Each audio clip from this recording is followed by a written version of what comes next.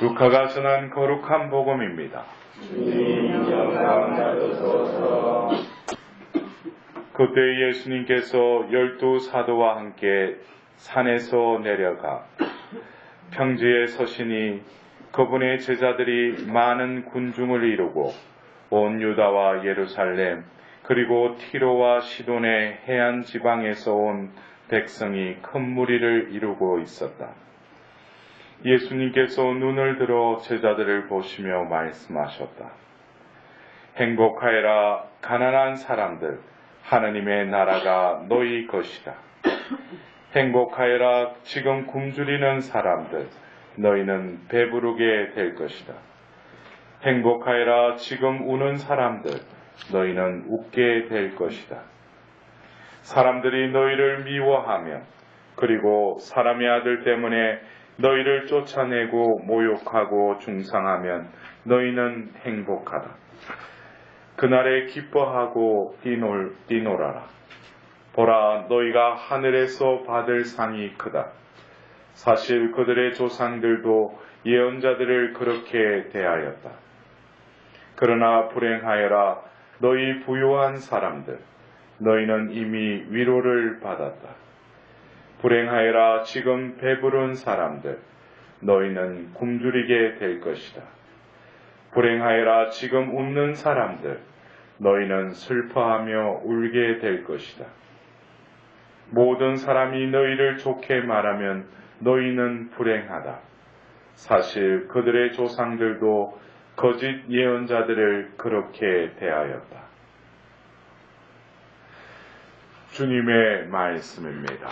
주님 감사합니다. 앉으십시오.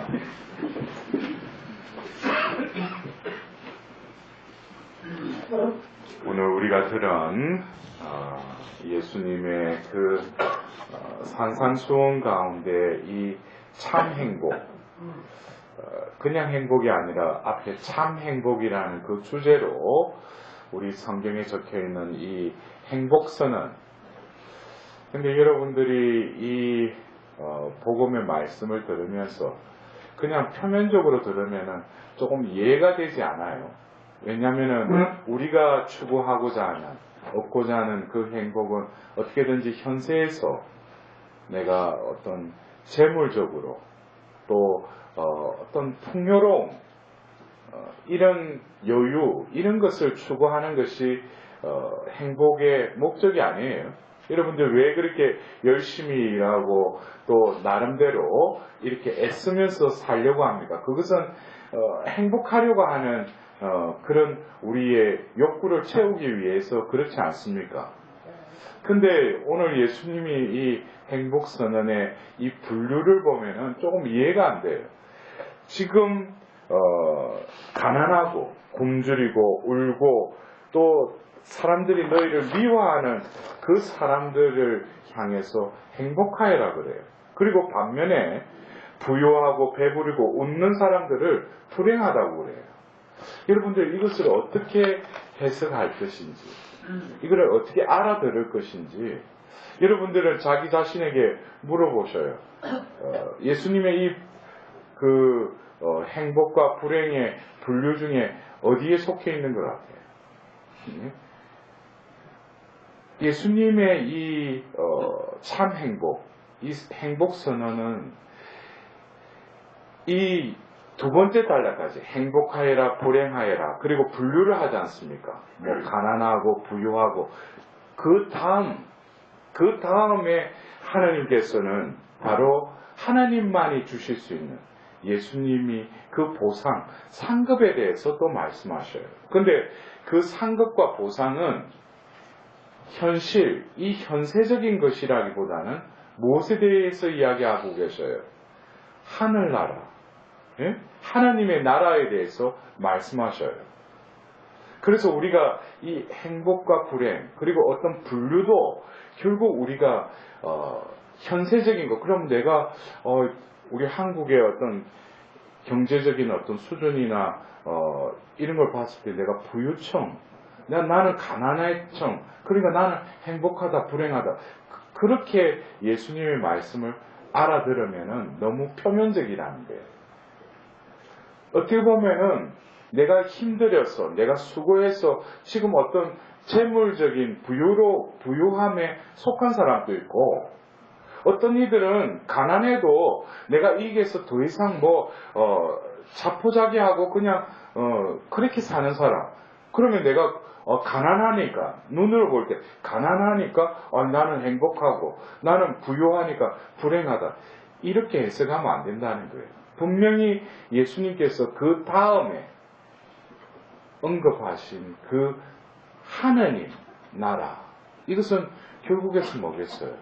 하나님이 주재하시고 하나님의 뜻이 이루어지는 그 하나님의 현존의 그 곳, 하나님 나라. 그래서 오늘 우리는 이 복음서의 말씀을 우리가 제대로 알아듣기 위해서 오늘 우리가 들은 그 에레미야서의 1독서와 그리고 고린도 1서의 이 신약의 말씀을 우리는 이것과 연결해서 예수님의 이 참 행복에 대해서 우리가 알아들어야 된다는 거예요. 그렇다면은 오늘 그 예레미야서, 그 구약의 예언자를 통해서 하신 그 말씀을 보면은 어떻게 보면 현재적인 상황에서 내가 가난하든 울든 굶주리든 부요하든 웃든 이러한 상황 속에서도 그 사람이 왜 가난하고 굶주리고 왜 위움을 받고 또 한편으로 내가 왜 부유하고 내가 왜 웃고 배부른 이런 것에 대한 그 근거, 겉으로 볼 때는 가난과 어떤 부유함의 양상이 드러나지만 그 내면을 보면은 이 사람이 어디에 의지하고 살아가느냐 이거예요. 근데 이 예레미야서에 뭐예요? 사람에게 의지하는 자와 쓰러질 몸을 제 힘인 양 여기는 자, 이들은 저주를 받을 것이다 그랬어요. 그러니까 우리가 어떤 살아가는 데 있어서 이 외적인 상황, 이 상황 속에서 우리는 어떤 욕구적인 충족을 통해서 우리는 행복감을 느낀다고 그래요. 근데 거기에 그 재물에 사람에게 내가 의지한다면 그 사람 뭐예요? 그 사람 불행한 거예요. 그러나 외적인 상황이 그러함에도 불구하고 주님을 신뢰하고 그의 신뢰를 주님께 두는 이는 복되다고 그랬어요. 그래서 우리는 이 복음의 말씀에 있어서 행복과 불행의 내면적인 그것을 예수님이 그것을 선언하신 거예요. 그들의 어떤 외적인 상황에도 불구하고 뭐예요? 내가 재물도 사람도 그것이 궁극적인 우리의 목적이 아니라는 거죠. 거기서 뭐예요? 하나님께 의지하는 사람. 우리가 성경에서 보면은 라자로와 부자의 비유가 있고 또 부자 청년에 대한 비유의 말씀을 우리는 들었습니다. 재물이 그 사람의 영원한 생명을 보장해 주지 못한다는 거예요.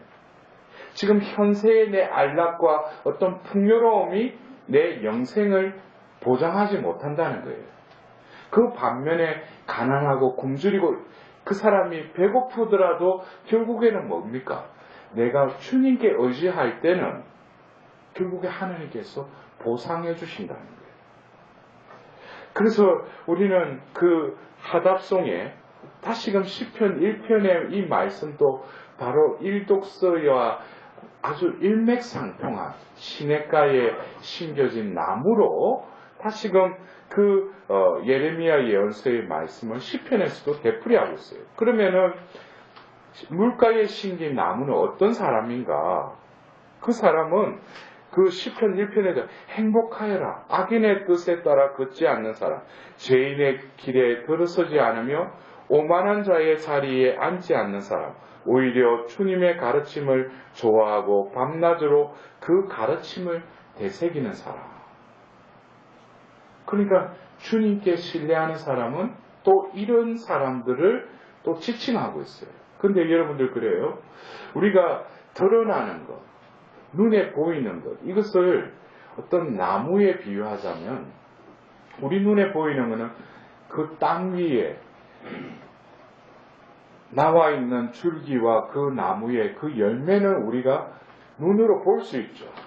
그러나 그 땅 밑에 있는 것, 보이지 않는 것, 그것에 대해서 우리는 얼마만큼 그거를 느끼면서 살아가고 있는지. 신앙생활은 어쩌면 눈에 보이는 것, 열매와 어떤 그것을 추구하는 것이 아니라 땅 밑에 있는 보이지 않는, 그래서 우리는 하느님은 뭐예요? 보이지 않는 하느님이죠.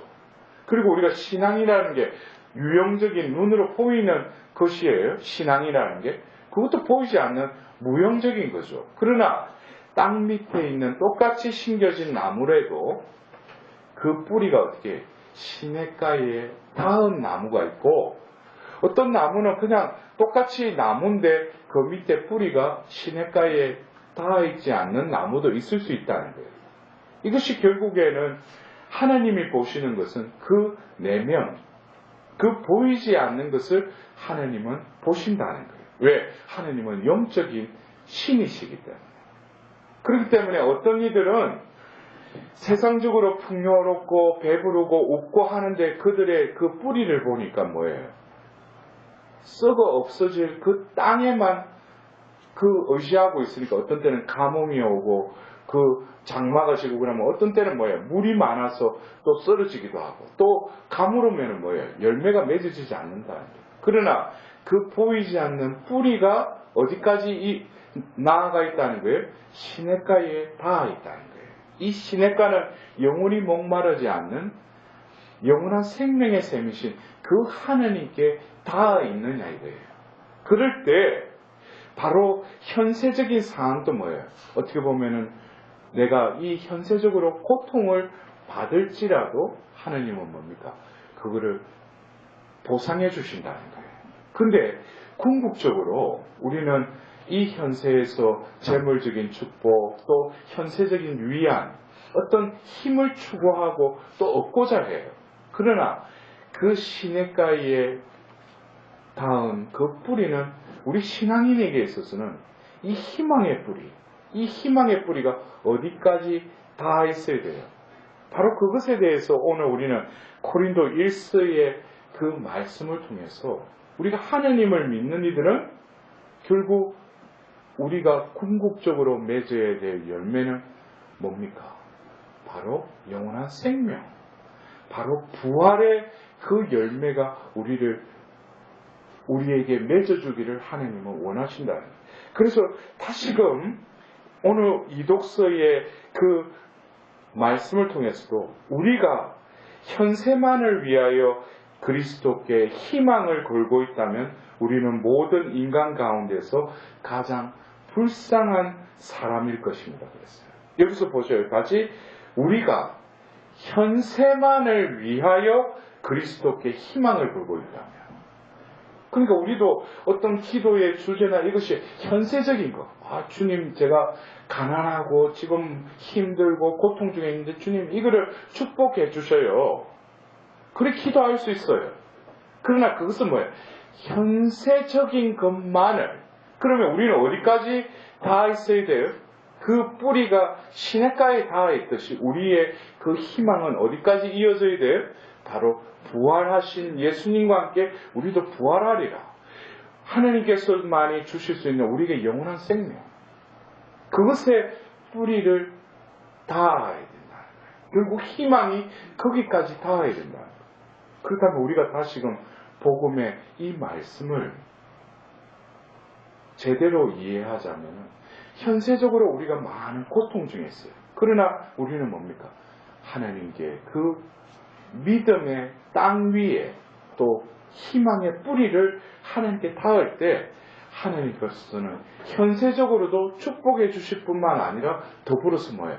영원한 것까지도 우리에게 보상해 주시는 분이 우리가 믿는 하나님이라는 거예요. 그래서 여러분들 그래요. 현세적으로 내가 겪게 되는 여러 가지 조건이 이것이 나의 행복과 불행의 궁극적인 목적이에요? 아니에요? 그걸 알아들어야 돼요. 그걸 뛰어넘어야 돼요. 신앙은 초월을 해야 돼요. 그래서 내가 가지고 있어도, 내가 누리고 있어도 이게 내가 가지고 있는 거예요? 내가 누리는 거예요? 아니라는 거예요. 권력과 명예와 부는 뭡니까? 한순간에 없어져 버리는 거예요. 그러나 우리는 그 착각 속에 그것을 얻으려고 줄다름 질치죠. 그러나 우리는 뭐예요? 영원한 생명을 위해서. 그래서 현세적으로 우리가 어떤 때는 그래요? 현세적으로 내가 굶주리고 또 가진 것 없고, 그래도 뭐예요? 어떤 이들은 행복하게 살아가요. 여러분들 스스로 가난의 삶을 선택한 이들이 있죠. 저도 그렇게 10분 살지 못하지만 우리 수녀님은 수도사들 있잖아요. 수도사들, 그 사람들이 모자라가지고 가난의 삶을 사는 게 아니에요. 그 가난 속에서도 뭐예요? 하느님만이 주실 수 있는 그 행복함이 있으니까, 그 사제들도 그렇죠. 그리고 우리 평신도들 중에도 일부러 자기 것만 가지는 것으로 족하고 그걸 자선을 베푸는 사랑하는 사람들이 있어요. 그들이 욕구가 없어요? 욕망이 없어요? 그러나 그들은 뭐예요? 영원한 생명, 하늘나라를 위해서 하나님이 특별히 그들을 선택하시고 부르셨기 때문에 독신으로, 가난으로, 자신의 뜻보다는 어떤 뜻에, 하나님 뜻에 순명하며 살아가는 거예요. 여러분들, 어떻게 보면은 내가 누리고자 하는 것이 허상이라는 것을 깨닫지 못하면 영원한 것에 우리 뿌리가 닿아갈 수 없어요. 그래서 우리는 하나의 나무로 비유하자면 하나님께서는 우리를 신앙생활로 초대하셨어요. 바로 믿음의 땅에 우리를 박아 놓으셨죠. 그리고 희망의 뿌리를 주셨어요. 그리고 그 뿌리가 하나님께로 닿아 있는 자들은 뭐예요?